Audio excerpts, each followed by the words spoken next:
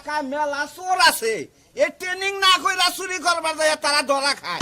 এটা যদি ট্রেনিং শিখে ওরা জীবনেও ধরা খাবো না। এলাকার মানুষের ধরা খায় দেখে অতি ট্রেনিং দিয়ে যেন তার ধরা না খায়, তাই না? আমার কাছে কয় মানে ঠাস করে বোমা বাস্ট। আমি এলাকা হুদ্দা বেকেরে জানাই দিমু, মানুষের যেন বদনা হুদ্দা ঘরে রাখে, যেন বাইরে রাখে না। আর আজকে মাইকিংটা কইরা নই, তুমি কে কাছে কই না পড়লি পরে কইলি কালকে কইনি, মনে করো আজকে করলে আমার টেহা দিবে 1000।